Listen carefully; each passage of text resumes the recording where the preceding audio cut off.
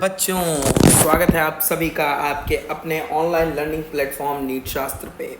मेरा नाम है शशांक पुरी और मैं आज आप लोगों को पी ब्लॉक चैप्टर के बारे में पढ़ाऊंगा।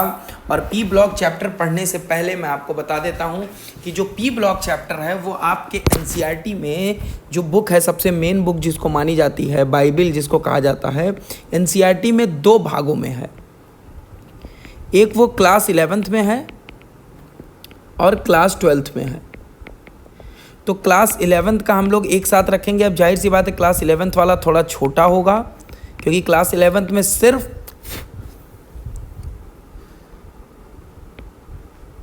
ग्रुप 13 एंड 14th है।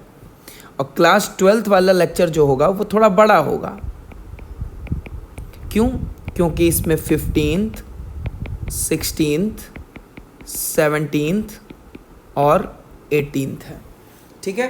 और एक बात मैं और आपको बता देता हूँ, ये जो पी ब्लॉक का चैप्टर है बच्चों, ये बहुत बड़ा चैप्टर है और इम्पॉर्टेंट है। इससे सवाल कई बार पूछे जाते हैं।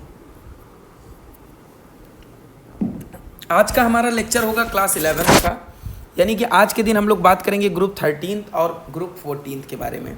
तो सबसे पहले डालते हैं हम लोग heading group 13th and 14th। ठीक है। देखो कौन कौन से एलिमेंट्स हैं इसमें। देखो बच्चों, ग्रुप सबसे पहले मैं बताऊंगा 13th के बारे में और फिर मैं बताऊंगा 14th के बारे में। इसमें है बोरॉन है, एल्यूमिनियम है, गैलियम है, इंडियम है।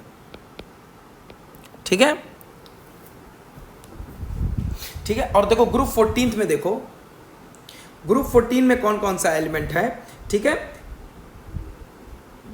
ग्रुप 14 में सबसे तुम्हारा फेमस कार्बन, ठीक है, थैलियम। ग्रुप 14 में सबसे पहले कार्बन, फिर सिलिकॉन, फिर जर्मेनियम, फिर एसेंटिन, फिर पीबी लेड। इन्हीं के बारे में आज आप लोगों को दिन भर पढ़ना है। तो एक बार अपने अपने भगवान का नाम लेके शुरू करिए। सबसे पहले ग्रुप 13 जिसमें बोरॉन है, एल्यूमिनियम है, गैलियम है, इंडियम है और थैलियम है। ग्रुप 14 जिसमें कार्बन है, सिलिकॉन है, जर्मेनियम है, टिन है और लेड है। ठीक है।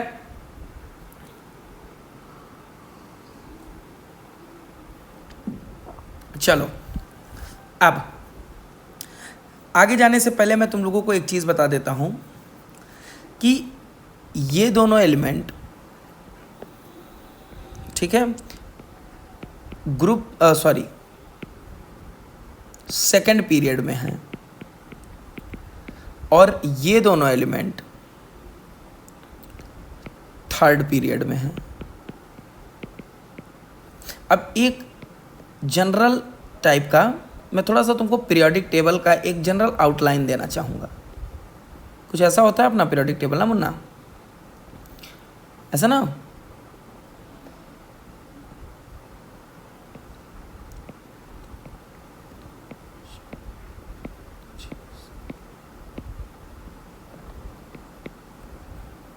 एक, 2, 3, 4, 5, 13, 14, 15, 16, 17, 18। ठीक है।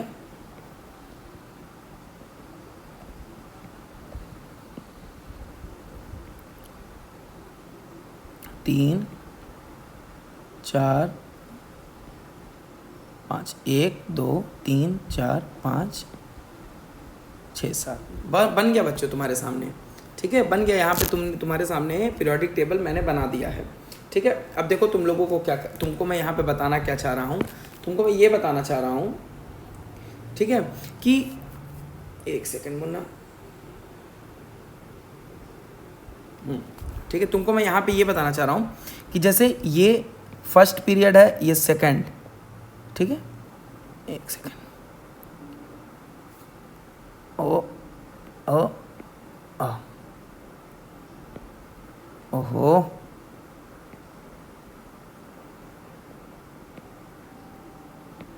ठीक है। ये फर्स्ट है, ये सेकंड, ये थर्ड, ये फोर्थ, ये फिफ्थ, ये सिक्स्थ, ये सेवन्थ और नीचे यहाँ पे जो होते हैं वो इनर ट्रांजिशन एलिमेंट होते हैं 14। ठीक है।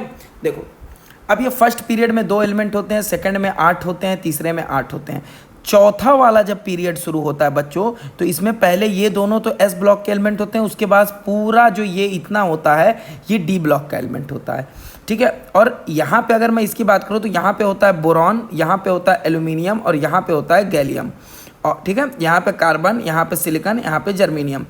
तो बोरॉन और एल्यूमिनियम से पहले एस ब्लॉक के ही एलिमेंट होते हैं, लेकिन गैलियम से पहले जो पीरियोडिक टेबल होता है वो 10 डी इलेक्ट्रॉन्स को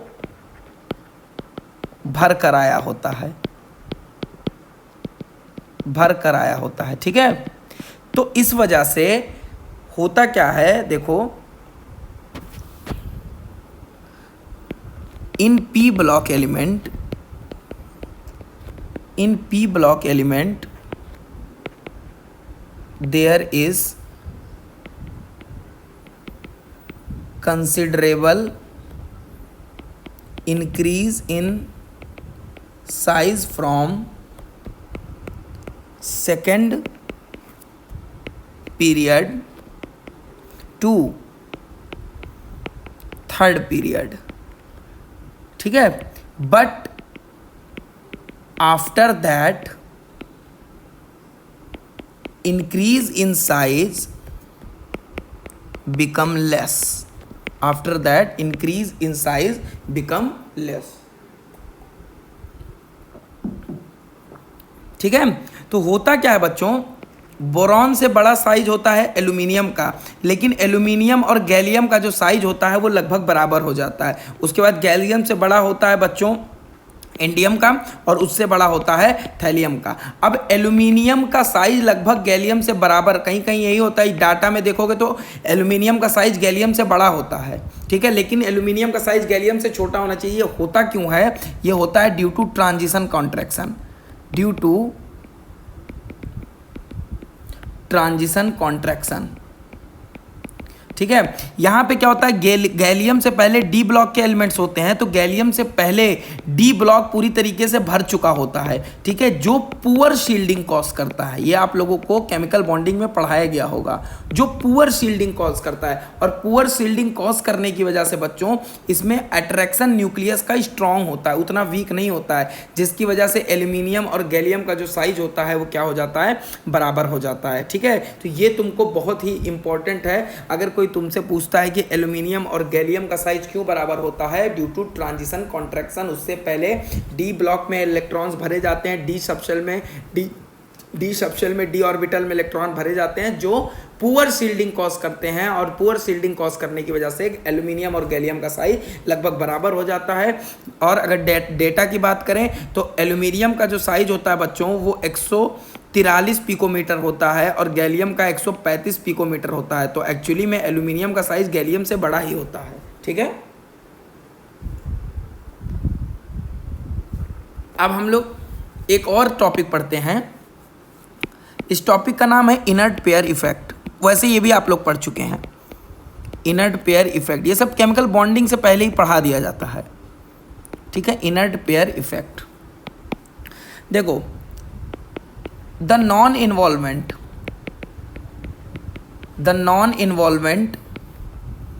of NH2 electrons in bonding of heavier p block elements, मतलब बहुत नीचे के थैलियम इंडियम की तरफ, is called inert pair effect.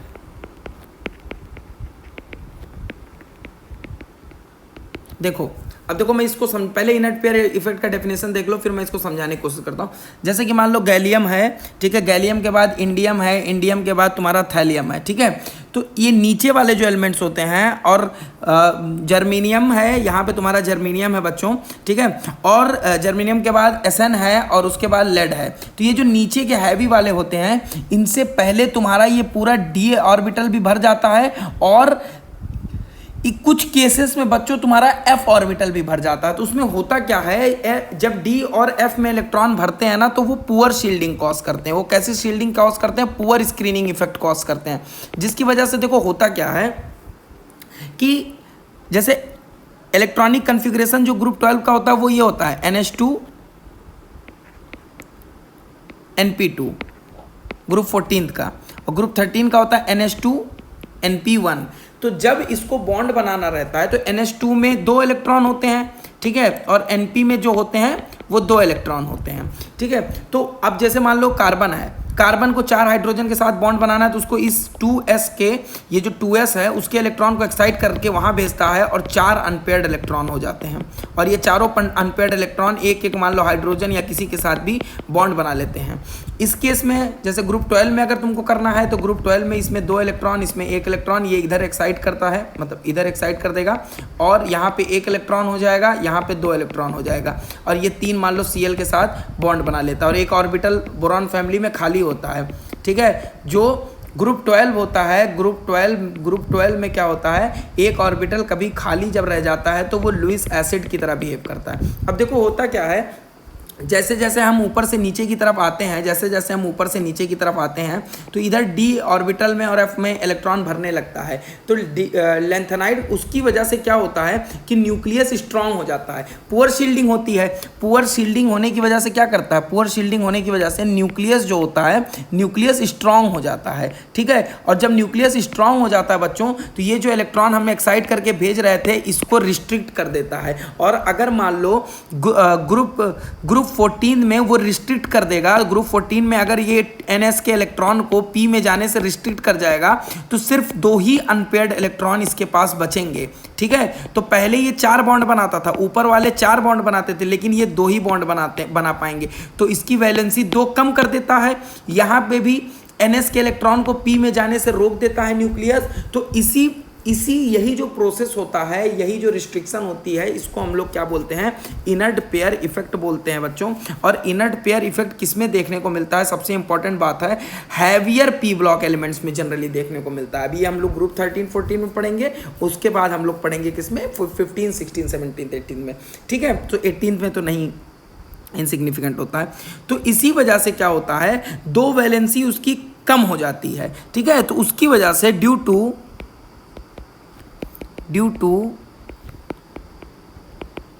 inert pair effect,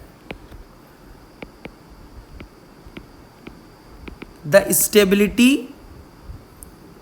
of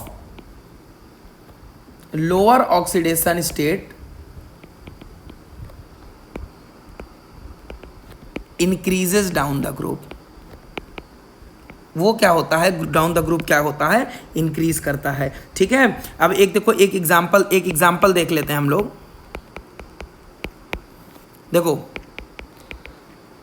highest oxidation number of group 13 होता है +3, ठीक है। लेकिन जब हम ग्रुप में ऊपर से नीचे की तरफ आते हैं तो +3 ऑक्सीडेशन स्टेट की स्टेबिलिटी जो होती है वो क्या होती है, कम होती है, क्योंकि NS का इलेक्ट्रॉन एक्साइट करके P में नहीं भेज पाता है, जिसकी वजह से 3 अनपेयर्ड इलेक्ट्रॉन नहीं हो पाते हैं।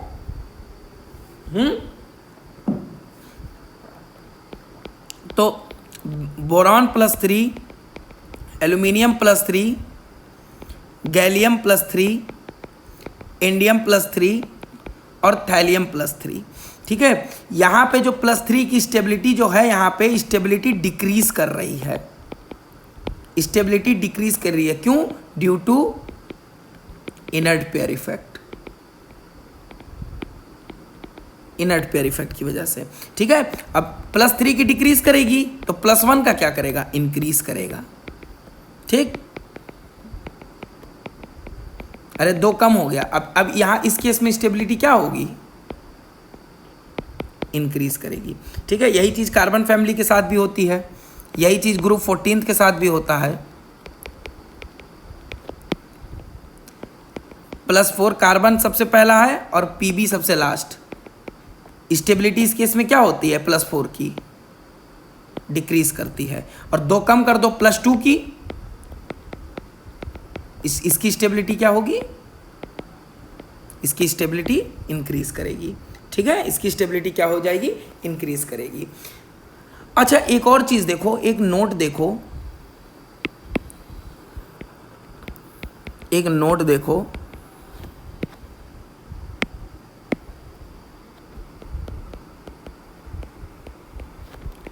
हायर ऑक्सीडेशन स्टेट जो होता है, याद रखना इस चीज को, higher oxidation states are stabilised bye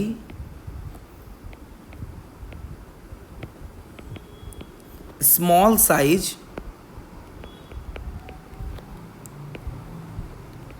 size electronegative atoms, example for example F and O।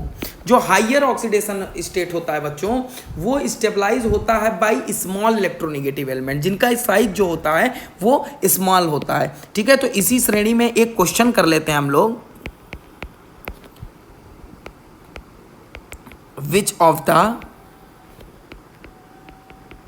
which of the following is expected to be most unstable. ठीक है, which of the following is expected to be most unstable. ठीक है, देखो option A है तुम्हारा PbI2, option B है PbO2, option C है PbF4 और ऑप्शन डी है PbI4।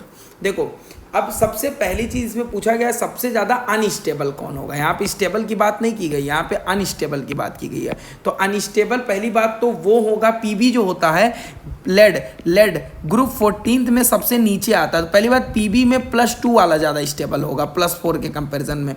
तो +2 किस में है, +2 बस एक केस में +2 है। देखो यहाँ पे +2 है, यहाँ पे +4 है, यहाँ पे भी +4 है और यहाँ पे भी +4 है।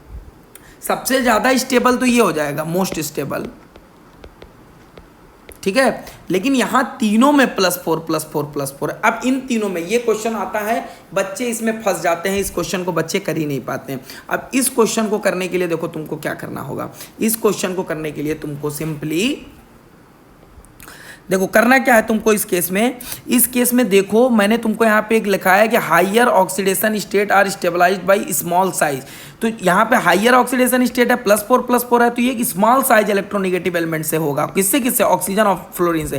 तो ये दोनों स्टेबल होगा, लेकिन ये नहीं, यहाँ पे इलेक्ट्रोनेगेटिव एलिमेंट जो है वो लार्ज साइज का है। तो सबसे ज़्यादा अनस्टेबल कौन हो जाएगा, PbI4 स्टेबल हो जाएगा। ठीक है, अब एक और क्वेश्चन देख लेते हैं, चले।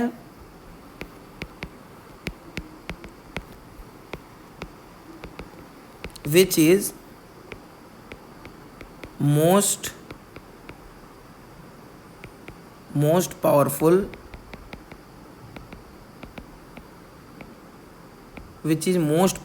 Oxidising agent. पहला Tl+3, दूसरा Al+3, तीसरा गैलियम+3, चौथा इंडियम+3।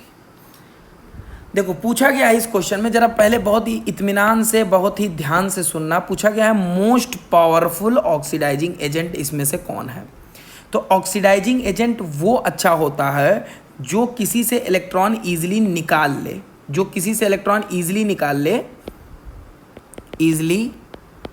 इलेक्ट्रॉन निकाल ले। अच्छा, इलेक्ट्रॉन वो इजीली निकालेगा ना जो अपने पॉजिटिव नेचर में रहना नहीं चाहता है। तो एक बात बताओ, इनमें से अपने पॉजिटिव नेचर में कौन नहीं रहना चाहता है। ठीक है, कौन है जो अपने इस पॉजिटिव नेचर को नहीं ज़्यादा पसंद कर रहा है। तुम कहोगे कि +3 ऑक्सीडेशन स्टेट है, यहाँ पे +3 ऑक्सीडेशन स्टेट है, ये ग्रुप 13th का हाईएस्ट ऑक्सीडेशन स्टेट है। ठीक है, तो इसमें जो ऊपर वाले होंगे वो तो स्टेबल होंगे, लेकिन नीचे वाला स्टेबल नहीं होगा। यानी कि जो थैलियम+3 है ये इसमें से सबसे ज़्यादा अनस्टेबल है। ये क्या कोशिश करेगा कि ये थैलियम+1 में चला जाए। तो थैलियम+3 से +1 में जाने के लिए इसको 2 इलेक्ट्रॉन एक्सेप्ट करना पड़ेगा। तो 2 इलेक्ट्रॉन एक्सेप्ट कहाँ से करेगा, किसी से निकाल के करेगा। तो जो जितना ज़्यादा अनस्टेबल होगा +3 में, वो उतना ज़्यादा एक्सेप्ट करना चाहेगा, और जितना ज़्यादा एक्सेप्ट करना चाहेगा उतना इजीली निकालेगा। तो इसका आंसर क्या हो जाएगा, Tl+3। क्या आंसर हो जाएगा, Tl+3। ठीक है, तो चलो अब आगे बढ़ते हैं। क्रैश कोर्स है भाई, जल्दी जल्दी कवर करना है समझाते हुए।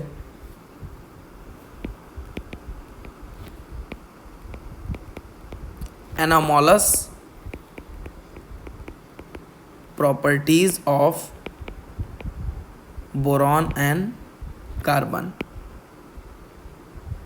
Anomalous properties of boron and carbon. ठीक है, चलो देखो, पहला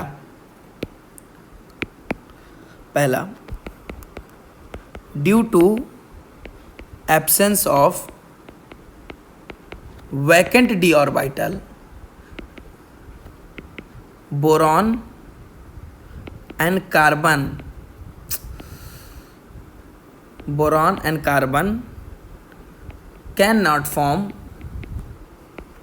cannot form more than 4 bonds। ठीक है, तो बोरॉन और कार्बन जो हैं वो 4 से ज़्यादा बॉन्ड नहीं बना सकते हैं। तो क्या बताओ, BF4 माइनस एग्जिस्ट करेगा? हाँ, ये इस पे 4 बॉन्ड है, ये एग्जिस्ट करेगा। क्या BF6 माइनस 3 माइनस एग्जिस्ट करेगा? जी नहीं, 6 बॉन्ड है, नहीं करेगा।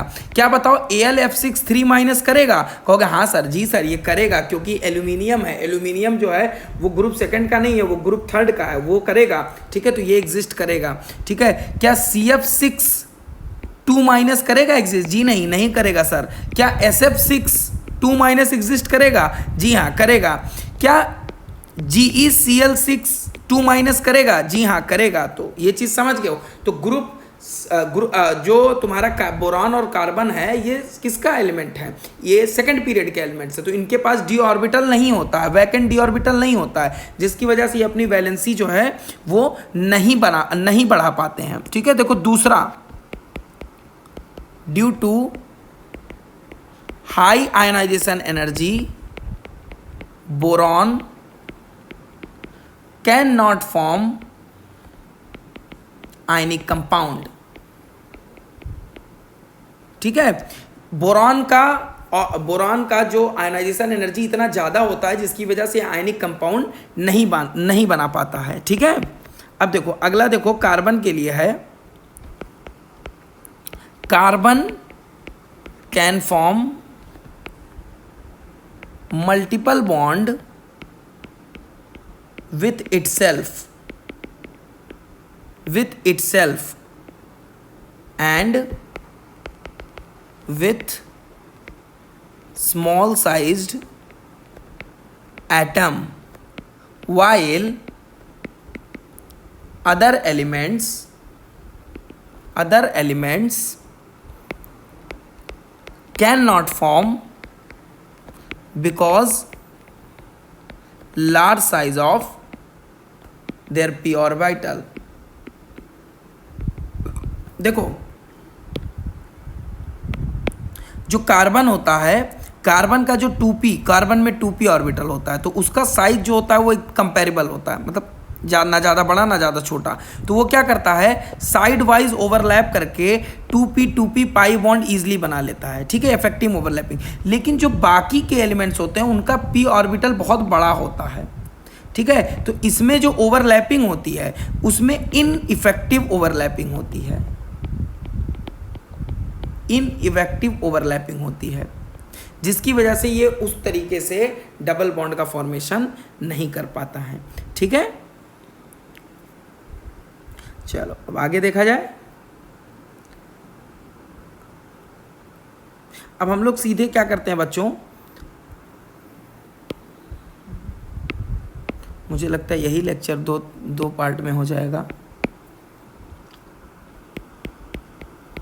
अब देखो, एक तरफ मैं प्रॉपर्टीज लिख रहा हूं, एक तरफ बोरॉन की फैमिली रहेगी, एक तरफ कार्बन फैमिली। बोरॉन की फैमिली एक तरफ, कार्बन की फैमिली। ठीक है,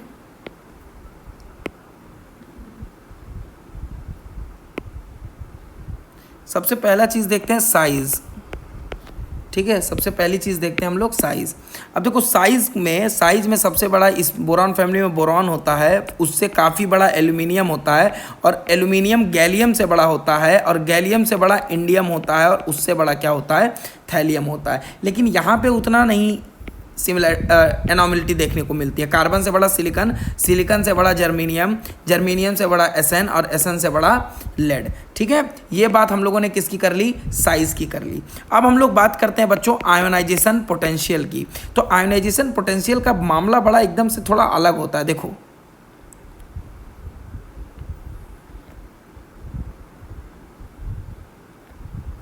ठीक है, देखो सबसे ज़्यादा तो बोरॉन का होगा क्योंकि वो सबसे पहला है, फिर उसके बाद एल्यूमिनियम का साइज बोरॉन से बड़ा होता है। और देखो आयोनाइजेशन पोटेंशियल जो होता है, आयोनाइजेशन पोटेंशियल जो होता है वो डायरेक्टली इन्वर्सली प्रोपोर्शनल होता है साइज का।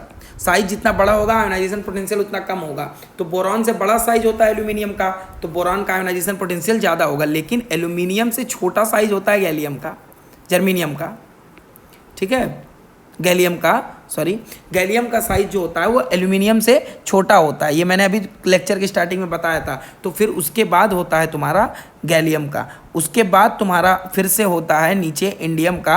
अब चूंकि यहाँ से साइज बढ़ने लगता है, गैलियम का साइज छोटा होता है लेकिन इंडियम का साइज बढ़ जाता है। ठीक है, और इंडियम का जो साइज होता है मुन्ना, वो इसके साइज से ज़्यादा होता है एल्यूमिनियम के। तो इंडियम का एल्यूमिनियम से कम होता है आयोनाइजेशन पोटेंशियल। ठीक है, और फिर Tl में भी आयोनाइजेशन पोटेंशियल क्या होता है, बढ़ जाता है। और आयोनाइजेशन पोटेंशियल बढ़ने का रीज़न यहाँ पे इनर्ट पेयर इफेक्ट होता है। ठीक है, समझ गए, क्योंकि तो वहाँ पे क्या होता है कि ट्रांजिशन कॉन्ट्रैक्शन और लेंथेनाइट कॉन्ट्रैक्शन इतना ज़्यादा लग जाता है कि थैलियम में न्यूक्लियस बहुत स्ट्रांग हो जाता है, तो वो इलेक्ट्रॉन को जाने नहीं देता है जल्दी। तो W शेप का बनता है ये जो पैटर्न बच्चों।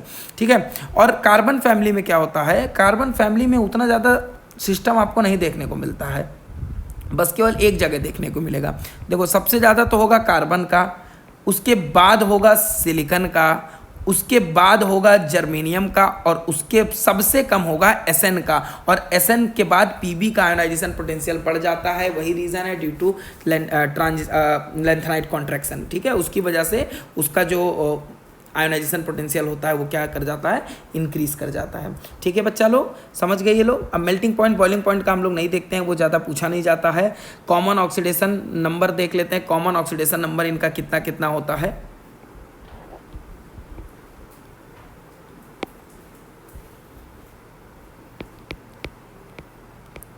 कॉमन ऑक्सीडेशन नंबर, तो ग्रुप बोरॉन फैमिली का +3 होता है बच्चों, -3 होता है, और +1 होता है। +1 उसमें होता है जिसमें इनर्ट पेयर इफेक्ट शो करता है, नीचे वाले जो एलिमेंट्स हैं। ठीक है, और इसमें +4, -4 और +2, और +2 उसमें होता है सिर्फ जो इनर्ट पेयर इफेक्ट शो करते हैं, जो इनर्ट पेयर इफेक्ट शो करते हैं। ठीक है, तो ये इतना समझ गया आप लोग। ठीक है, चलो अब आगे बढ़ा जाए। देखो फिजिकल प्रॉपर्टीज़ हम लोग इसकी नहीं देखेंगे, क्योंकि फिजिकल प्रॉपर्टीज़ देखना मतलब एकदम बेवकूफ़ी है, वो आप लोग सीधा एनसीईआरटीज़ पढ़ लीजिएगा। अब जो समझाना है वो मैं समझा देता हूँ। पहला देखो केमिकल प्रॉपर्टीज़ में देखते हैं। केमिकल प्रॉपर्टीज़ अब देखेंगे, उसमें सबसे पहला है reactivity with air. Reactivity with air, ठीक है, reactivity with air. Physical property, अब मेनली यहाँ पे जो हम लोग प्रॉपर्टीज़ देखेंगे बच्चों, वो अभी हम लोग देख रहे हैं बोरॉन फैमिली का। ये सारी प्रॉपर्टीज़ हम लोग किसकी देख रहे हैं, बोरॉन फैमिली का। आराम आराम से पढ़िए, कोई ज़रूरी नहीं है कि एक ही लेक्चर में सब कुछ ख़त्म करने का, समझ में आना चाहिए। ठीक है, अच्छा देखो एक चीज़ मैं इसमें तुमको बता दे रहा हूँ, एनसीईआरटी की लाइन है। एनसीईआरटी की लाइन कहती है बोरॉन जो होता है, boron is unreactive in crystalline form. Boron is unreactive in crystalline form, ठीक है। और बोरॉन क्रिस्टलाइन फॉर्म में अनरिएक्टिव होता है एयर से। और aluminium forms a very thin, बहुत ही पतला सा oxide layer on the surface on the surface which protects the metal from further attack। Aluminium अपने सरफेस पे एक ऑक्साइड की लेयर फॉर्म कर देता है, ठीक है, जिसकी वजह से वो फर्दर अटैक से बच जाता है। लेकिन जो अमॉर्फस होते हैं, जो अमॉर्फस बोरॉन होता है, अमॉर्फस बोरॉन या फिर बाकी जितने एलिमेंट्स होते हैं इसके,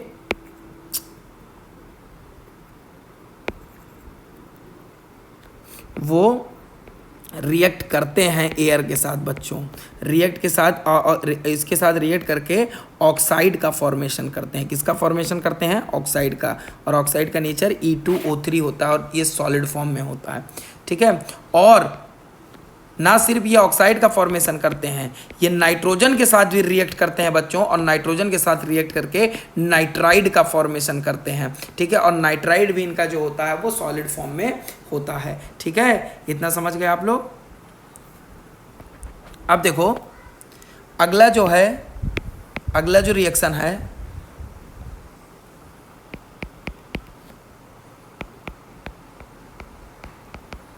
reactivity towards acids and alkalis, ठीक है। एसिड से और एल्कलीज से reaction.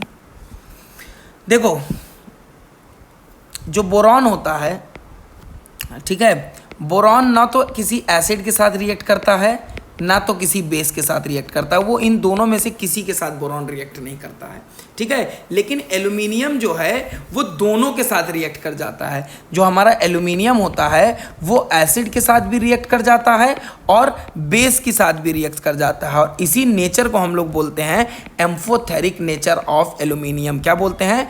Amphoteric nature of, amphoteric nature of aluminium. क्या बोलते हैं? एम्फोटेरिक नेचर ऑफ एल्यूमिनियम, ठीक है। तो बस इतनी सी बात है, बस ये जान जाओ बोरॉन जो होता है वो एसिड के साथ भी रिएक्ट कर जाता है और किसके साथ रिएक्ट कर जाता है? बेस के साथ भी रिएक्ट कर जाता है। इसीलिए हम उसको बोलते हैं बच्चों, क्या हम उसको बोलते हैं?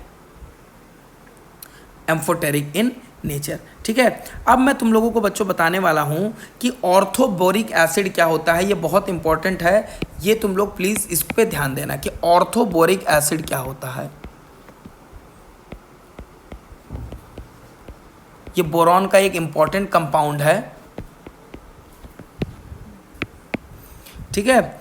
H3BO3, H3BO3 जो होता है वो वाइट क्रिस्टलाइन सॉलिड होता है, वाइट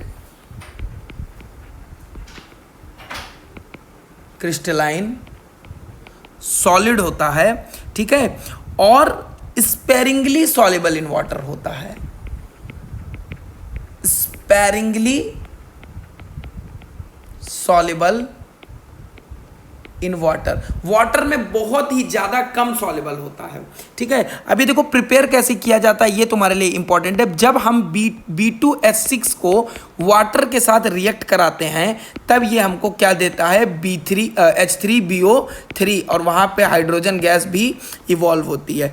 या तो हम जब BCl3 की रिएक्शन वाटर के साथ कराते हैं तो ये एक तरीके का न्यूक्लियोफिलिक सब्स्टिट्यूशन रिएक्शन है, दोनों न्यूक्लियोफिलिक सब्स्टिट्यूशन रिएक्शन है। तो हमको वहाँ पे क्या मिलता है? H3BO3 प्लस HCl, जो भी गैस के फॉर्म में बाहर निकल जाती है, ठीक है। और तुमको इसका जो एक इसका स्ट्रक्चर जो ऑर्थोबोरिक एसिड होता है बच्चों, उसका जो स्ट्रक्चर होता है वो प्लेनर स्ट्रक्चर होता है, एक लेयर के फॉर्म में स्ट्रक्चर होता है वो, और उसका रीज़न होता है ड्यू टू हाइड्रोजन बॉन्डिंग। देखो जैसे बोरॉन है,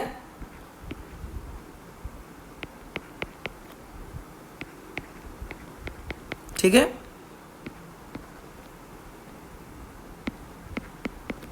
अब ये हाइड्रोजन बॉन्ड बना लेता है किसी और बोरॉन के OH से, ठीक है, किसी और बोरॉन के OH से ये क्या कर लेता है? हाइड्रोजन बॉन्ड बना लेता है, ठीक है। समझ में आ रहा है ना तुमको?